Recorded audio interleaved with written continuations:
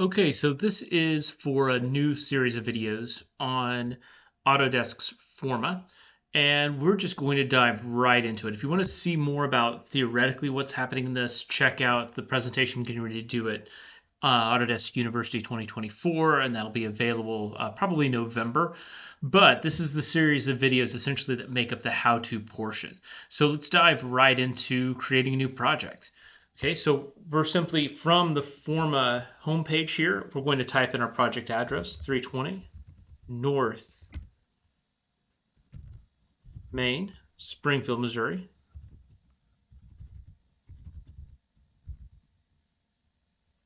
.65806. And this is going to take us right to a project site. You'll notice we have sort of a project area. This is going to establish the project canvas for us. I'm going to zoom out just a bit. Again, we can't go infinitely here. There is a range that's going to set up the project canvas. So I'm going to set this up so that we have just enough context around, and I'm going to say confirm map area. The next thing that happens, and I'm going to let this run in real time just so you can see how quickly this is put together, is essentially Forma.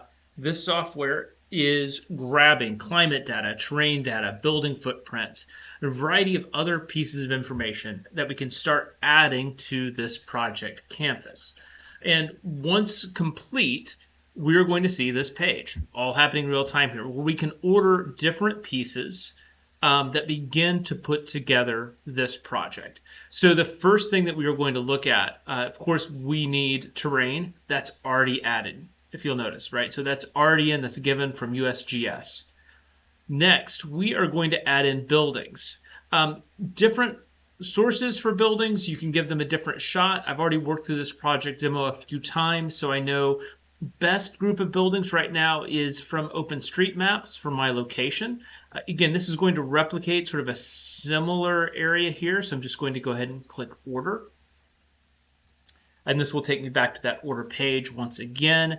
I want to grab roads. So again, you can think of Forma a bit like building information modeling at the site level. So our roads, we're going to be able to add data onto these roads and see how that's going to impact our performance of the spaces that we're designing. So again, we're going to click add for that and order. And there are a few other things that are available that are important. I would love to be able to grab parcels. My education version does not let me add those. If you'll notice on buildings, you'll see heights are approximate. That's a bit of a disclaimer. We'll talk a little bit more about that later. Once we are set, I'm simply going to close this out, and we will get a look at what has already started to come together. The default is going to open in this map view, just like this.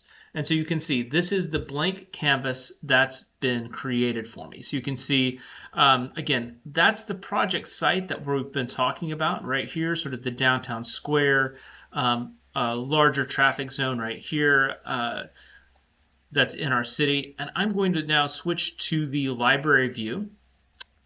And we need to go ahead and import a few of the elements. So downloading them or grabbing those doesn't necessarily add them to your canvas yet. So we want to go ahead and do that. So let's add in the roads. Let's add in the buildings. And if you'll notice, the terrain has already been added. We're already seeing that. So we are now set and ready to start going with this. Okay, so I'm going to switch this back to an overhead view just so I can see what I'm working on. And one of the things that you'll notice right away on this site is there are a set of tracks that run across this. And doing just a bit of digging on this project, we were able to confirm those are active tracks. So we need to go ahead and put those in. So right here next to roads, I've got railroads. I'm just going to activate that. And essentially, these don't go all the way across the site or across the edge of the site. These are used to back trains in and retrack. So I'm just going to essentially trace this.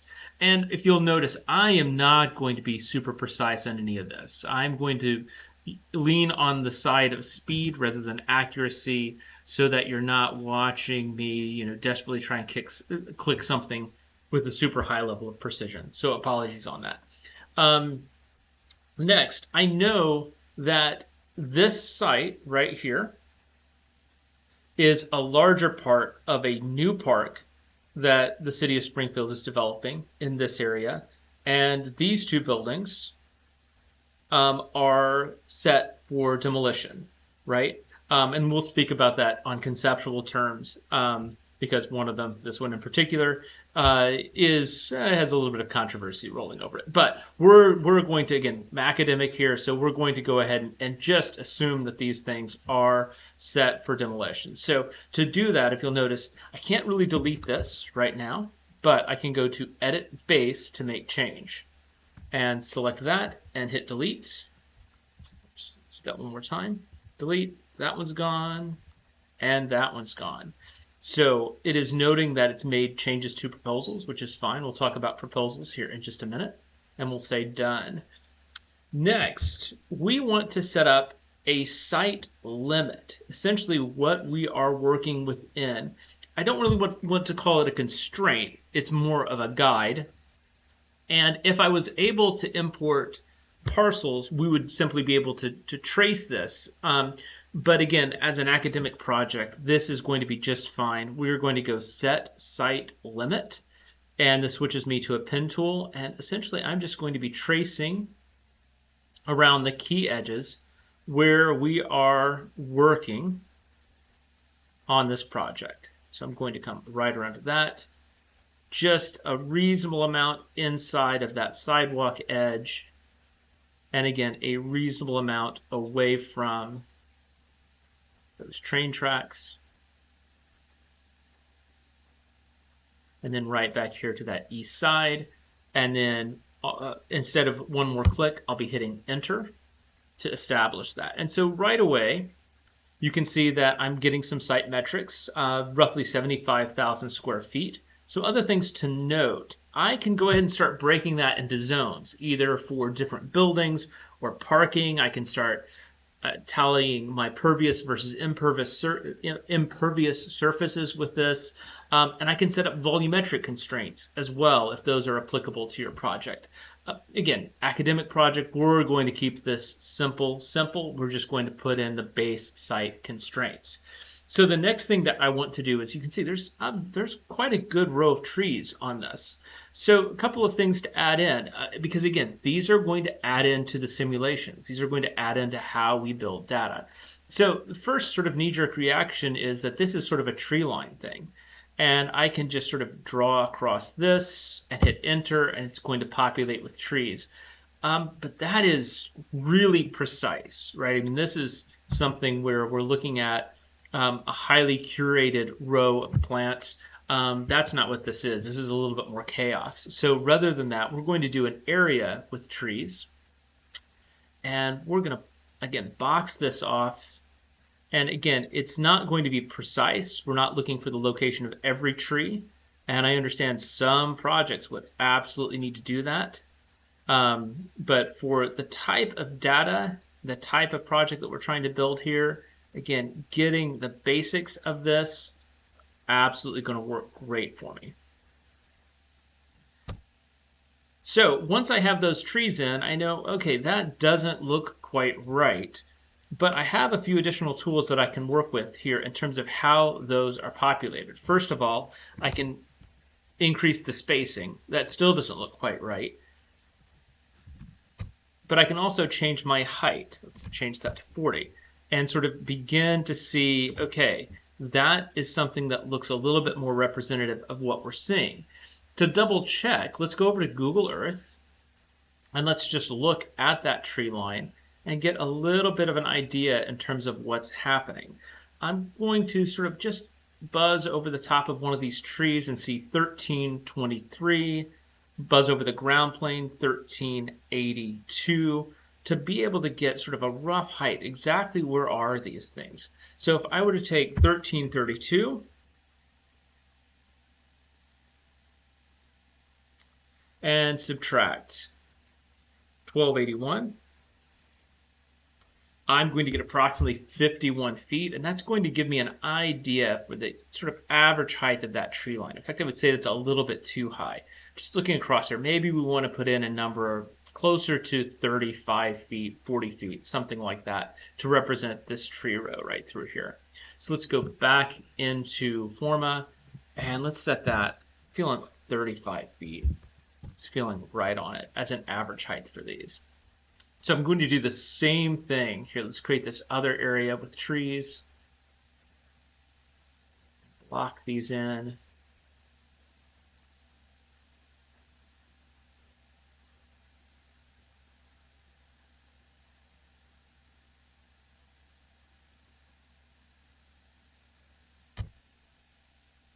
Same kind of height. Let's do 35 feet again.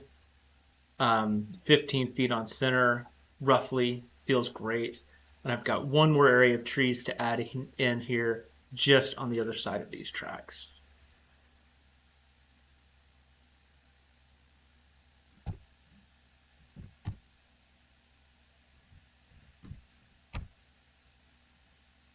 All right, so we've got a lot of information already coming together on the site. What's next? We could look at buildings across, so our buildings that have been imported in. And unfortunately, in this location in Springfield, Missouri, we have building footprints that have been added in, but we don't actually have building heights. And again, there's a way that we can start to work with that. And again, the fact that we have these as initial volumes is really going to help in terms of how much time this takes. But I do want to get into this in terms of adding in that building height so that we have the right kind of feel across the city. So if you look here, a lot of variance in heights, a lot of stuff going on. So just starting with this building across the street from our site, again, I can hover over the top edge in Google Earth, 1302. I can hover over the ground plane, 1270. It's a height of 32 feet. So it's really easy for me to go back in, select one of these, edit changes to base, and change that to a 32-foot height. You'll also notice in Google Earth, there are a few building elements that I might want to add in if I find them to be significant, like this piece right on top. And again, those are really easy things to work with. I'm already editing the base. And again, I should be more precise with this, but you don't want to watch me dig through all of this stuff. So let's just do 40 feet across, 40 feet over.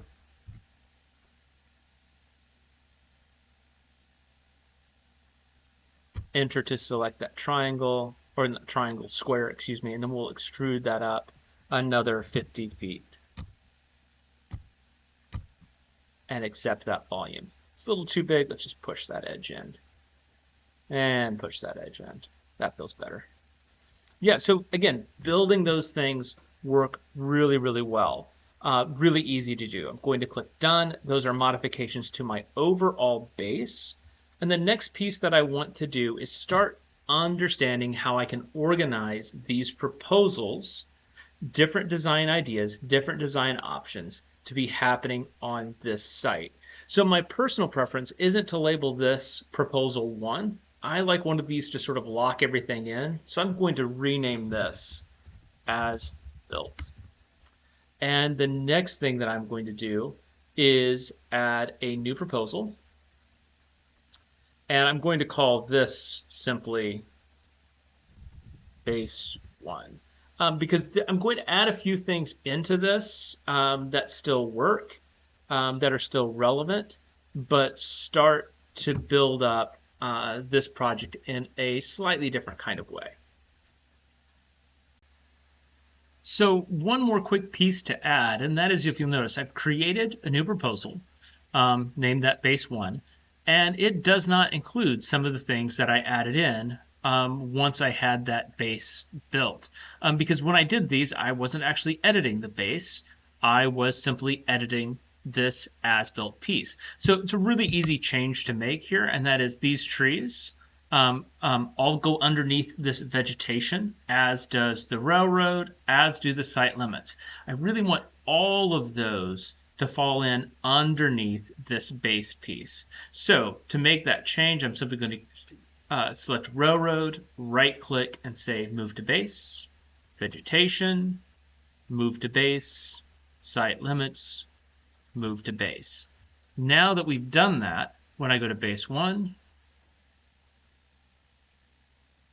all of those things should be on there. There we go. Repopulate it. As built, they're all on there. Base 1. Any new proposal that I create is going to have whatever is happening in your base right here show up in each proposal. Okay, so just to skip forward now, we have building heights populated across. And we have one more thing that, in terms of building out what we're calling base 1 to work with to do, and that is these 3 blocks. So this is the site that we're putting a proposal on. These 3 blocks are what is being turned into a new park. And there's already an existing plan for that. So we have that piece downloaded. Take a quick look at that. And we want to bring this in to act as an underlay on top of the map. So it's a pretty easy thing to do. We are simply going to go to our library. And you can see I've already added this in, but the process is simply going imports. And then you are clicking this button or dragging and dropping and selecting what you want to drop. In this particular case, it was proposed West Meadows development.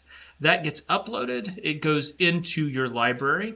And at that point, you can click on the library element and place it. Now, this is just a raster image. It doesn't know its size. But as long as it is proportionally correct, it's pretty easy to move around and work with, given that I have things on the site to match it up with, specifically this row of buildings and the 2 edges of roads. So I'm going to position top right over. I'm going to double click on that image file, and I am simply going to drag that edge and start lining things up. And again, precision isn't amazing on this, but the reality is I don't need an amazing amount of precision to this. I am simply going to be using it as a background guide. So I'm checking to make sure my streets are roughly aligning. This intersection, these buildings, I'm feeling pretty comfortable with that right now in terms of what sort of the anticipated development of this location is. I'm going to hit enter to accept that, and then I am going to downplay this a little bit. 50%, 75%, something like that, so that it's there, it's visible, but I can still see the existing conditions underneath.